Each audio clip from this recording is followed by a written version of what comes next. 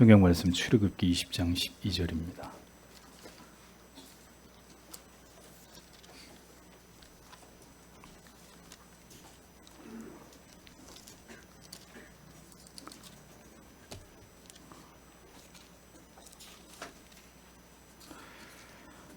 출애굽기 20장 12절 다 같이 읽겠습니다. 내 부모를 공경하라. 그리하면 너의 하나님 나 여호와가 내게 준 땅에서 내 생명이 길리라. 아멘. 오늘은 웨스트민스터 대교리 문답 122문에서 124문까지를 해설하도록 하겠습니다. 자, 122문입니다. 사람에 대한 우리의 의무를 포함하는 나머지 6가지 계명의 대강령은 무엇인가?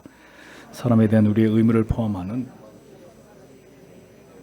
우리 이웃을 내 몸과 같이 사랑하며 남에게 대접을 받고자 하는 대로 우리도 남을 대접하는 것이다. 예.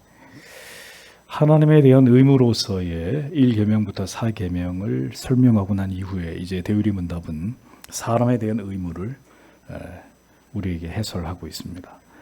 사람에 대한 우리의 의무에는 어떤 태도가 요구되고 있는지를 살펴보도록 하겠습니다. 먼저는 이웃을 향한 사랑의 태도와 우리 자신과 같이 그들을 사랑할 것을 4계명이 명령을 하고 있습니다.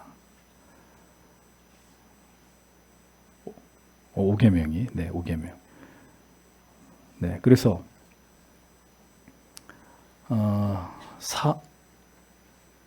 이웃을 우리는 먼저 어떻게 우리가 사랑해야 될 이웃 5계명에서 이웃을 어떻게 사랑해야 되느냐? 이웃을 먼저 어떻게 규정할 것인지를 먼저 생각을 해보려고 합니다. 가장 가까운 이웃, 우리에게 가장 가까운 이웃이 누구죠? 가족입니다. 가족. 1차적으로 우리에게 가장 가까운 이웃은 가족인데, 그렇기 때문에 우리가 이웃을 사랑한다고 할 때 가족에 대한 마땅한 의무를 이행하는 것이 가장 첫 번째다라는 것입니다.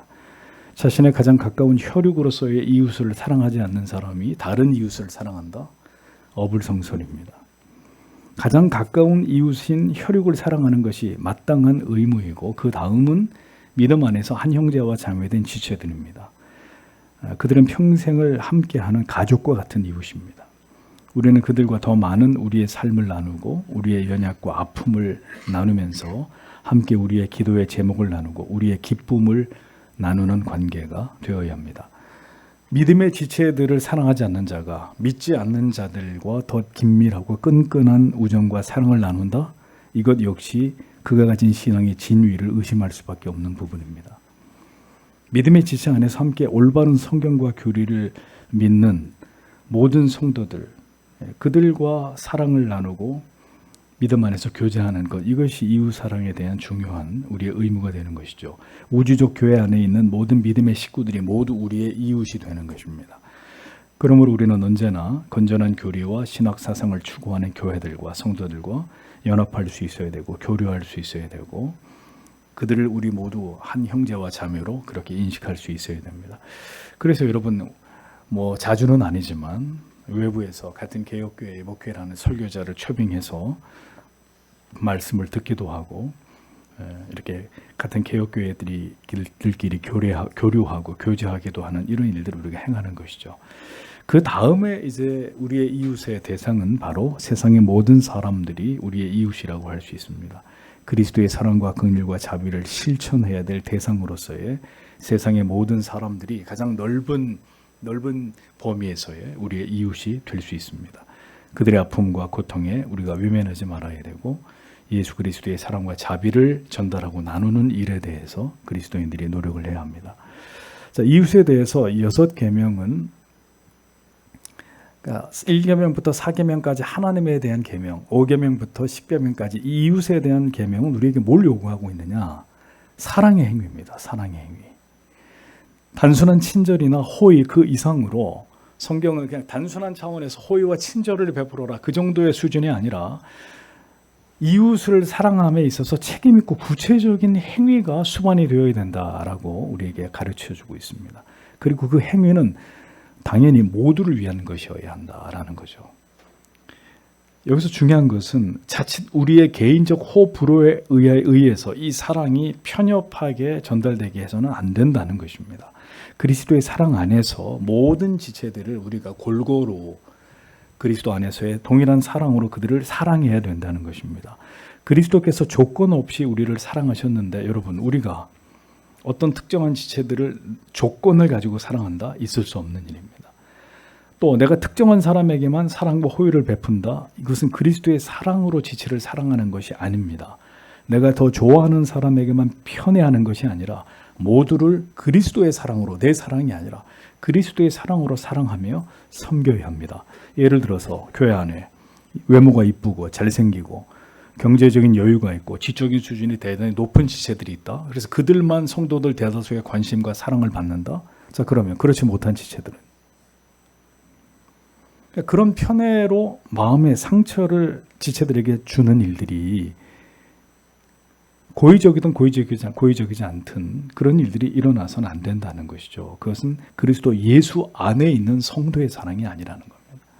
그리스도의 사랑으로 모든 지체들을 사랑하되 특별히 더 사랑해야 될 지체가 있다면 어려움을 겪고 있는 지체들, 물질적인 어려움이나 육체적인 어려움이나 이런 지체들에게 더 많은 사랑과 섬김과 보살핌이 필요한 것입니다. 편협한 사랑, 교회 안에서 어떤 내가 좋아하는 특정한 사람만을 향한 사랑은 다른 지체에게 상처를 입히거나 소외감을 느끼게 만들 수 있는 일이 되는 것이죠. 이웃을 사랑하되 남에게 대접을 받고자 하는 대로 우리도 남을 대접할 것을 성경과 대의리 문답은 분명히 설명을 하고 있습니다. 그러니까 성경적 섬김의 원리는 내 몸처럼 섬기는 것입니다. 또 대접을 받고 싶은 대로, 내가 다른 사람에게 대접을 받고 싶은 대로 너도 똑같이 그를 대접하라고 하는 것이 성경의 원리입니다. 이 두 가지 말씀의 의미가 무엇일까요? 아낌없이 풍족하게 나에게 하듯이 타인에게 그렇게 하라는 것입니다. 겨우 생색을 내는 마음으로 혹은 인색함으로 하는 것이 아니라 넉넉하게 내가 받고 싶은 만큼 나에게 하듯이 그렇게 지체들을, 이웃을 향한 사랑을 실천하라고 성경은 분명히 말씀하고 있습니다. 자, 다시 예를 들어서 설명해 보죠. 여러분이 누군가의 대접을 받는다고 가정을 해 보십시오. 여러분들이 훌륭한 음식으로 대접을 받을 때 그 음식의 가치를 떠나서 그 사람에게 내가 매우 소중한 존재라는 느낌을 받을 것입니다. 나에게 이런 극진한 대접을 해준다고? 이분이 참 나를 귀하게 여기시는구나. 이런 느낌을 받을 겁니다. 가치 있는 선물을 여러분들이 받게 될 때 그 선물을 한 분이 나를 어떻게 생각하는지를 마음으로 느끼게 됩니다. 그런데 만약 무성의한 음식을, 무성의한 선물을 받게 된다면 그것으로 그 사람에게서 나의 가치가 어떠한지를 가늠하게 되는 거예요. 내가 저분에게 이거밖에 안 되는 사람이구나. 소중한 사람에게 하듯이, 마치 나에게 하듯이 이웃에게 성경은 그렇게 사랑하고 섬기라고 분명하게 말씀하고 있습니다. 사랑에 뭐가 실려야 되는 거예요? 마음이 실려야 된다는 거예요. 그것은 우리에게 즐거운 부담이긴 부담인데 마지못해 하는 무거운 부담이 아니라 즐거운 부담. 이것을 내가 받는다면 얼마나 좋을까? 그것을 내가 저 사람에게, 나에게 이렇게 좋은 것을 내가 갖는 게 아니라 그에게 선물해야지. 그에게 이 필요를 채워주어야지. 이게 그리스도인들의 마인드가 되어야 된다는 거죠. 즐거운 부담이 되어야 합니다. 진실한 사랑의 마음은 우리의 구체적인 섬김의 행위에 담겨지게 되어 있다는 것이죠.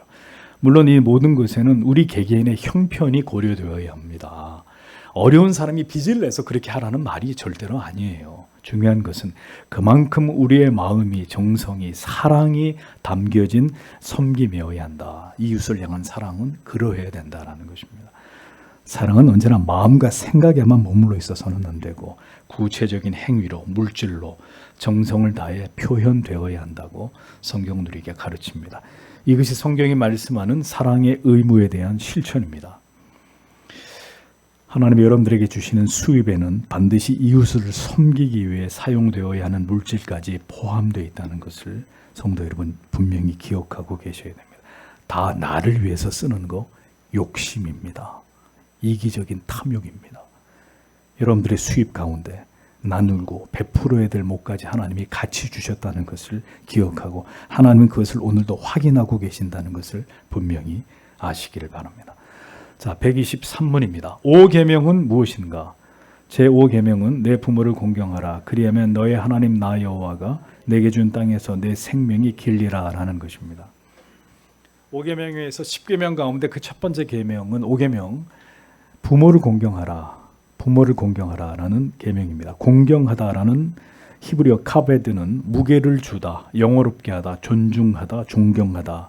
헬라어로 티마라는 단어인데 그 의미는, 그 뜻은 가치를 높게 평가하다, 경의를 표하다 이런 뜻입니다. 유대인들은 내 부모를 간처럼 여겨라 라고 가르칩니다. 간처럼 여겨라. 우리의 이 내장 중에 다 중요하지만 이 한 번 손상되면 다시 재생되지 않는 간처럼 부모를 여겨야 된다. 이렇게 유대인들이, 히브리인들은 생각을 했는데, 성경은 부모로 대변되는 모든 위에 있는 자들에 대해서 공경하라고 말씀하고 있습니다. 공경을 받을 자격을 따져서 그렇게 하라고 성경은 어디에서도 말씀하고 있지 않습니다.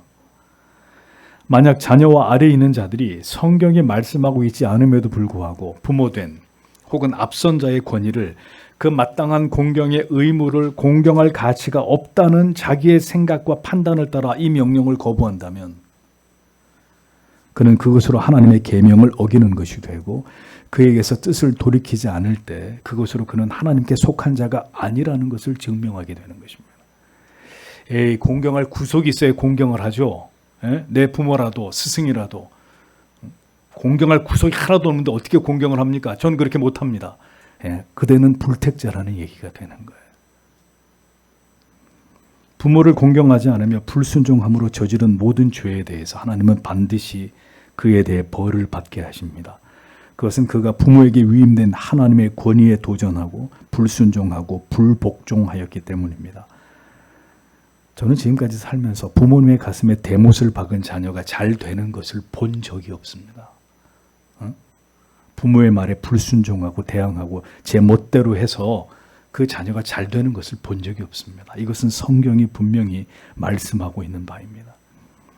부모를 공경하지 않는 자, 성경은 가장 무섭고 두려운 저주를 말씀하고 있습니다. 잠언 30장 17절에 아비를 조롱하며 어미 순종하기를 싫어하는 자의 눈은 골짜기의 까마귀에게 쪼이고 독수리 새끼에게 먹히리라.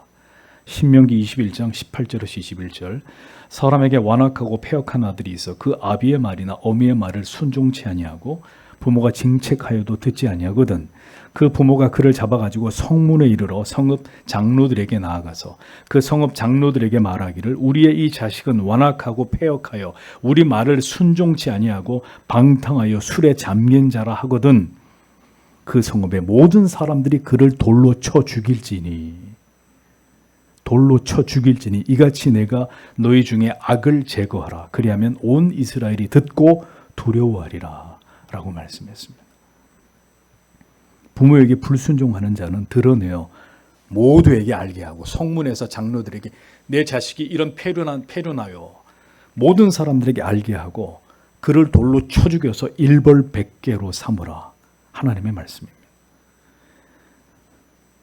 젊은 지체 여러분, 여러분이 부모님께 불순종함으로 그분들의 눈에 피눈물이 나게 하면 여러분도 여러분의 자녀들에게 그대로 되갚음을 당할 것입니다. 아시겠습니까? 여러분의 부모님에게 그대들이 기쁨이 되는 자녀가 된다면 여러분에게도 하나님께서 여러분에게 기쁨이 되는 자녀를 선물로 주실 것입니다.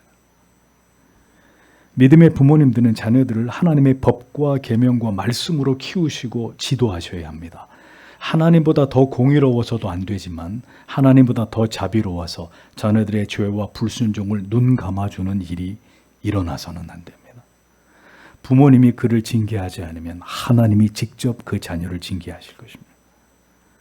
그 두려움을 어떻게 감당하려고요?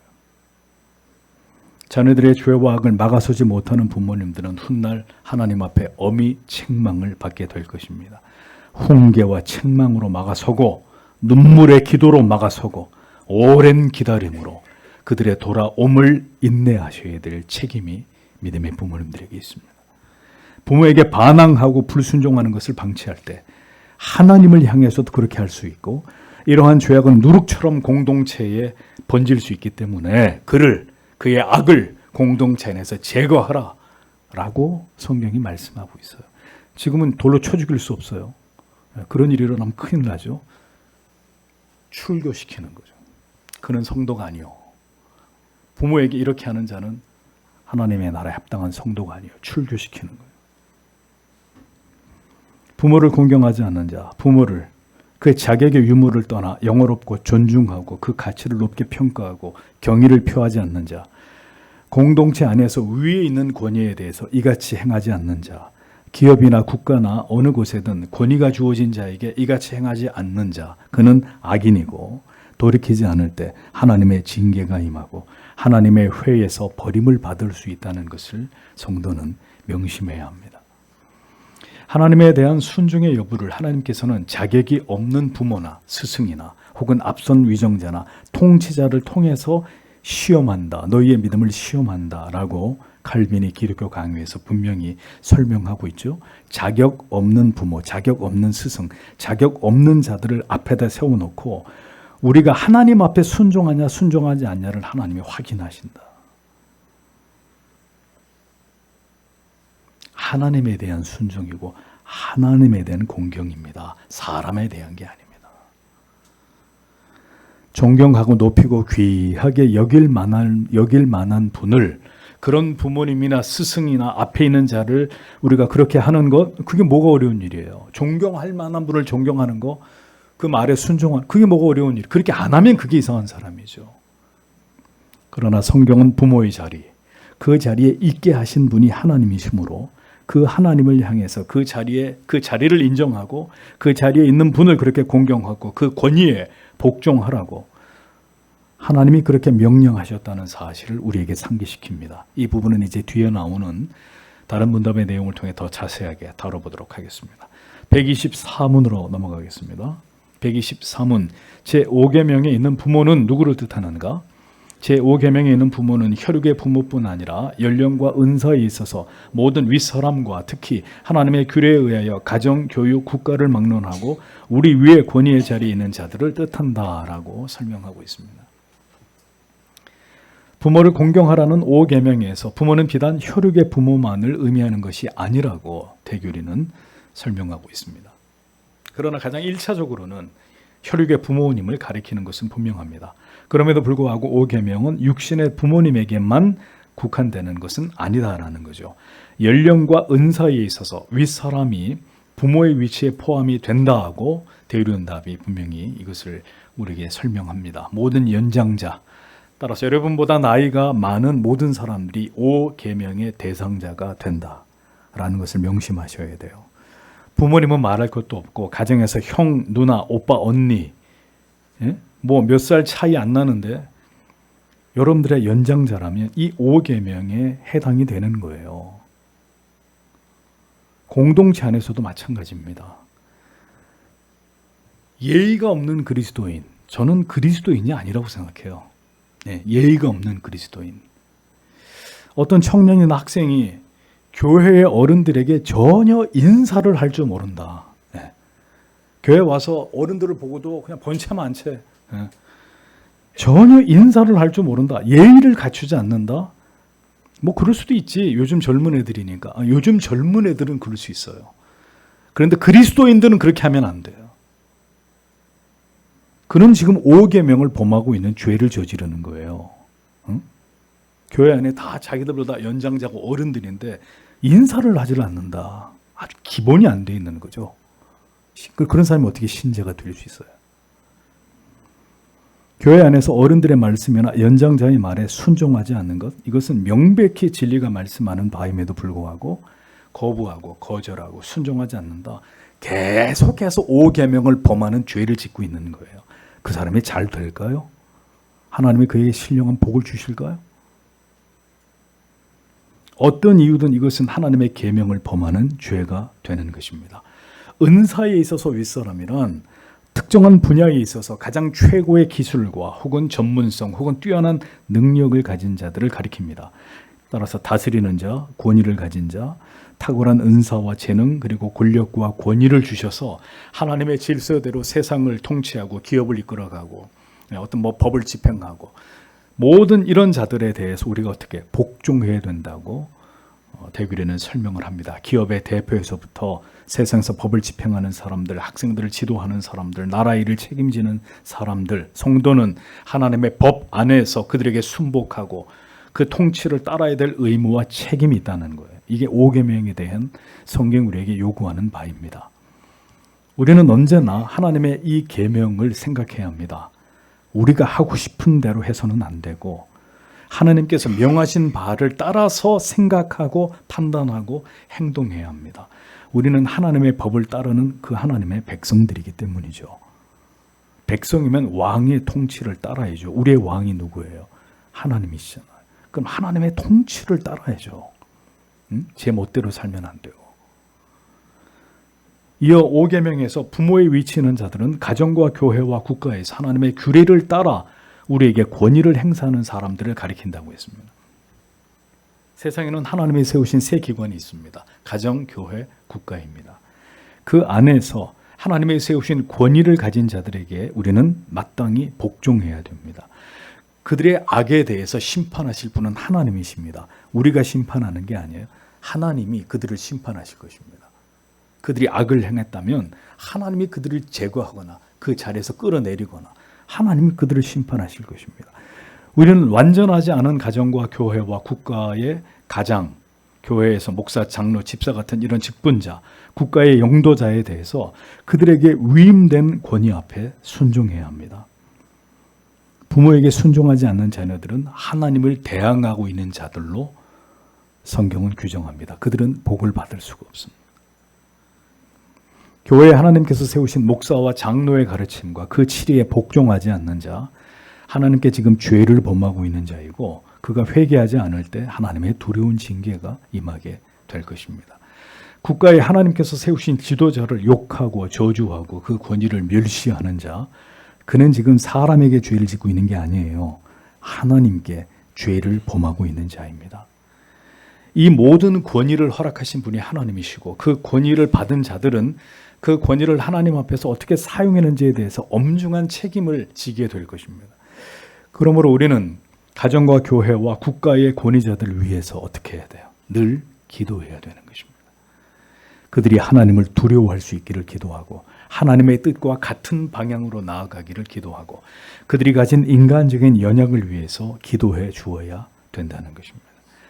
자녀에게 복종을 강요하면서 교회에 세워지는 권위를 멸시하고 도전하고 국가에 존재하는 권위를 혐오하고 저주한다면 그 앞뒤가 맞지 않는 모순에 빠진 그는 하나님을 경외하는 그리스도인이 될 수 없습니다. 우리는 이 같은 죄를 범하지 말아야 합니다. 오직 이 계명 앞에서 우리의 마음과 생각과 우리의 입술이 범죄하지 않기를 기도해야 합니다. 모든 것은 하나님께서 하나님의 뜻대로 모든 권위들을 선하게 사용하실 분도 하나님이시고 악하게 사용하실 분도 하나님이십니다.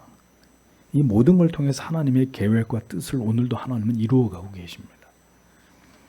우리가 그 권위들에 대해서 거부하고 부정하고 멸시할 자격이 우리에게 주어져 있지 않아요. 사탄 마귀에 의해서 모든 거룩한 권위들까지 업신여김을 당하면서 하나님의 자리를 인간이 차지해버린 이 마지막 시대에 이 5계명이 차지하는 위치는 성도의 가정과 교회에서 너무나 중요하지 않을 수 없습니다. 탈권위의 시대, 이 타락한 시대의 정신과 사상을 거슬러 우리는 성도의 가정과 교회는 하나님의 도와 이 계명에 복종하기 위해서 더 노력해야 합니다. 그것이 진정으로 하나님을 영화롭게 하고 하나님께 영광을 돌리는 구별된 성도의 삶이기 때문입니다.